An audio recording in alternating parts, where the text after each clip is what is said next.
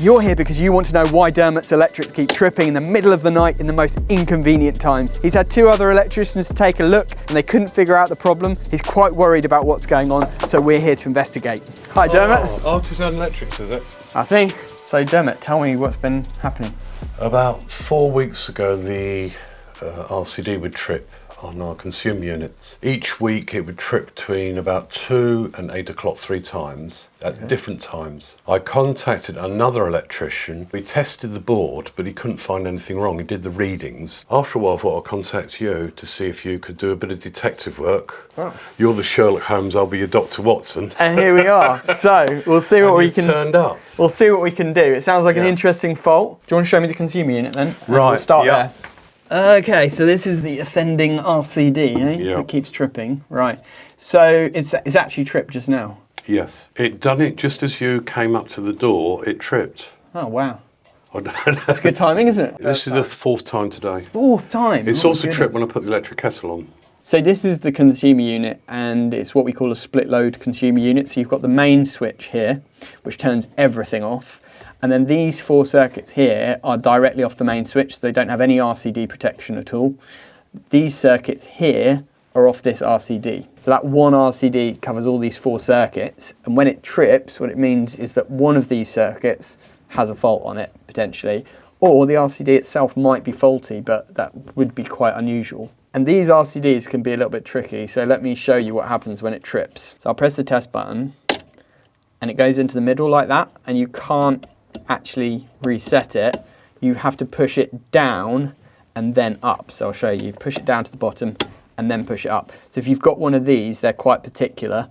You have to push it down and then up to reset it, and that's something that catches a lot of people out. They just try to push it up and it won't go back. So the first thing that I would always do is take the cover off the consumer unit. You know, there might be something obvious within the consumer unit. So it's an easy place to start, and we basically work our way out from here. And it gives us a chance to do the old neat or not neat. So,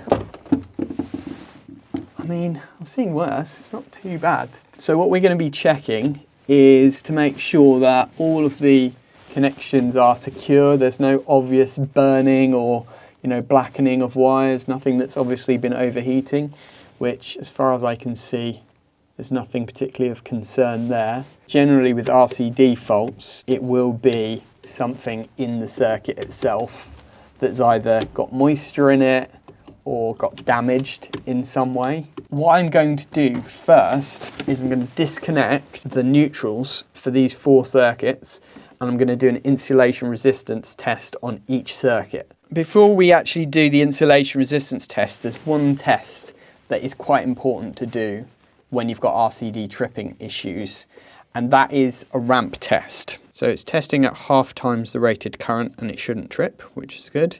Now it's going to test at 1 times and it should trip. So it should trip within less than 200 milliseconds, which it has done. And now, this is the key one, is the ramp test. And it should not trip until it gets to about 25 milliamps. That's perfect. Now the reason I've done this test is because if there was a lot of earth leakage from the actual circuits that are connected, it would probably trip at a lot lower than that, because it's taking the earth leakage from the tester and adding it to the base earth leakage on the circuits and causing it to trip. But that's not the case. So it's telling us that actually there's not a lot of base earth leakage on these circuits. So what I'm going to do here is do what we call an insulation resistance test. And that's where we basically put power into the circuit and see if there's any shorts within the circuit. And that's like all clear. We've got higher than 999 mega ohms. That's what it will do if there's a short. It'll say like less than 0. There's other things that we need to check, but that's a good start. So the circuits do appear to be all clear. So we've got to go around now and see what's plugged into them and see if there's anything obvious going on there.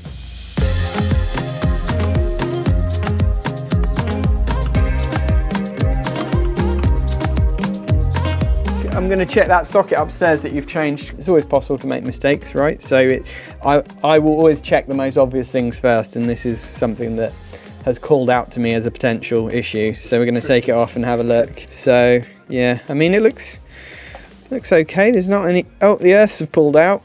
Yeah, I mean, the terminals are a bit loose. It's not connected as tightly as I would like, but other than that, it looks fine really. Trouble is with these faults, because they're intermittent, they're really hard to trace. Unless you can repeat the circumstances under which it tripped, and to do that you need to know that there was a specific circumstance that caused it to trip. It's just, you can't really repeat the fault conditions, and therefore it's a bit of a gamble. Have you changed that one as well? Yeah, that's a new one. Yeah, I mean, it looks okay. Nothing particularly untoward. That's the trouble. You've got multiple circuits on one RCD. You don't know which circuit the fault is on. So it's then a process of going around and turning off each breaker and trying to eliminate it like that. Whereas if you had an all RCBO consumer unit, the individual circuit that had the fault would trip and we'd know exactly which circuit it was on. Right, so I'm going to do ring continuity tests. What I'm thinking is that there might be a break in the ring. So what we're doing here is we've just nulled our leads, and we're going to now test between both sides of the ring to make sure we've got ring continuity, which we have. So a ring circuit in the UK is quite an unusual thing, but it's basically where the wires go all the way round and come back to the consumer unit. So you've got one cable leaving the consumer unit and one cable coming back, and it's like a daisy chain between all of the sockets. So on the neutrals, we've got 0.57. On the lives, we should basically have the same, and we've got pretty much the same, 0.59. And then the CPCs, circuit protective conductors, should be slightly higher because they're slightly smaller. Yeah, that's about right. So that circuit is absolutely fine. We've got ring continuity. So the customer's obviously been watching quite a few of our videos, and he knows that we often recommend a full EICR, which stands for Electrical Installation Condition Report. If you look at the cover on this consumer unit, that says that it was last tested in 2006 and the next inspection's due in 2011. Well, that's 15 years ago, so it's well overdue to be inspected and tested. But it also means that this consumer unit is 20 years old, and really it's probably due for an upgrade, particularly as he's having these issues with tripping. If you're interested in how we change a consumer unit, we made a very in-depth video about it a little while ago, and I'll leave a link up here where you can watch that later. So the general socket circuit, we've just tested the ring continuity on that. It's absolutely fine as well. I'm going to do an insulation test again. The one that's got the lowest readings is actually the kitchen sockets, so I think that's where we need to be focusing our attention. I wonder if it's the fridge. You know, I've had issues with fridges before where there's like a fault on the compressor and there's too much earth leakage, but they're very difficult to test, those kind of things, because you can't actually tell the fridge to turn the compressor on. It sort of just does its thing, you know. So as soon as you turn the circuit off, it disconnects and you can't actually test the compressor within the fridge. So this is what we call a spur, so it's only got one cable in it, which means that there might be a junction box somewhere that this is spurred off of, or it'll be spurred off of another socket nearby. So I'm going to check that socket to see if it's been spurred off of that, or if not, it might be that there's a junction box above this ceiling or something, which if they've had a leak and it got a bit of moisture in it, that could potentially be a cause. So I don't think it's going to be spurred off this. I think there'll only be two cables in here. I think there will be a junction box somewhere. Ah, this is a spur as well. Okay, the plot thickens. So there's definitely a junction box somewhere, and that junction box has got potentially two sockets spurred off of it. See that like copper there? It looks like something's been sort of pushed in. Now I can't see anything sticking out of the back box. It's a bit weird that it looks like something's almost been pushing down on that live wire. Again, that could be a potential cause. The question is, where on earth is that junction box? Did they run in that trunking for that cooker circuit later, after these sockets were already here? Yes. Okay. And there's another socket here, you see this? Okay, this is grey cables and there's two of them. I wonder if those other two sockets have been added after. Yeah, this has obviously been retiled around this socket, so... Oh, crud, look at that. Look at all the crap. Oh, okay. There's a spur off of this one. You know what? Looks like there might be a bit of green goo there. I mean, it could be because of the age of the cabling. Certain cables from a certain age, they had a manufacturing fault in them, and basically the insulation from the wiring reacts with the copper in the cable and it leaks out this green goo. Electricians call it cable cancer. It's basically like you need a rewire if you've got green goo, because it just deteriorates over the time. The insulation all cracks off and everything, and then stuff just starts to go wrong. But the thing is, it starts gently and it slowly gets worse over time, which could be why we've got this kind of intermittent fault. If there is a cable buried in the wall that's starting to deteriorate, that could be the cause. Yeah, so it's the plasticizer in the cable, particular batches of cables from certain manufacturing from the 1970s to the 1990s. So if you're saying it was 1976 that this house was built, then it's possible that you've got the green goo cables in this extension. It's starting to get frustrating now, because I'm just not getting to the bottom of this. And there's got to be a reason it's tripping. I mean, there are quite a lot of floorboards that have been up here at some point. You can see, like, this one has clearly been ripped up and not been put down particularly well, but it may well have been for the central heating rather than for the electrics. It's always worth to have a little look and see if you can see any cables or anything. You see this floorboard here? That is a classic lifting a floorboard doing the electrics, because it's right near the socket. Oh, in fact, it's loose, look. There we go. Hey, we have cables. Oh, there's a junction box. Ha ha, I can see a junction box. Of course, it's in the most ridiculously inaccessible place possible. So under these floorboards, we've got cables for the power. So that's for this socket here. And then we've got lots of pipes. So the boiler is just sort of down there somewhere. And then under here, whoa, is a junction box, but it's just a bit out of reach. It definitely looks like it's got some old cabling going to it. It's definitely not going to be accessible from here. So I think under here should be our junction box. And here is our junction box, which is annoyingly not full of water and only has 2 cables in it. Ah, the old Ashley junction boxes. I'm old enough to remember having installed these as an apprentice. It's literally just a joint. I don't really know why they've done it, but it looks to be absolutely fine. Another red herring.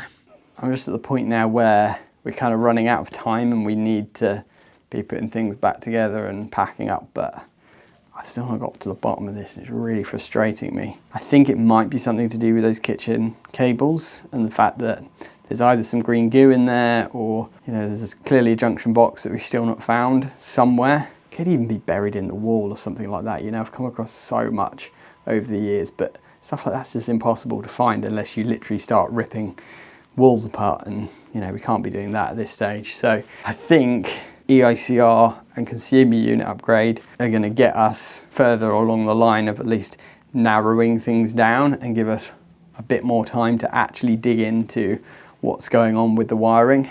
But it's just frustrating because I really want to find out what's going on.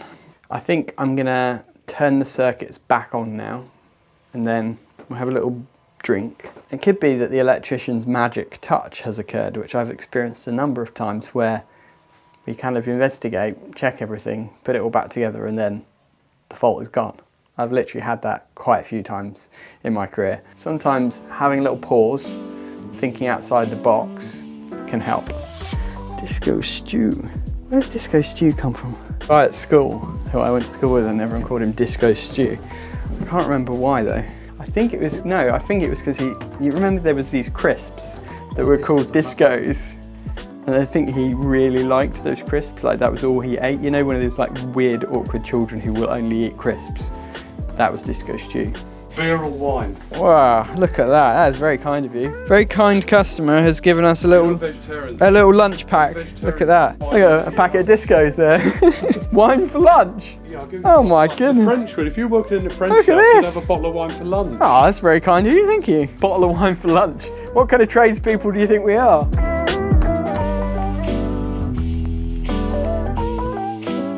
So at this point, I'm just going to turn everything back on.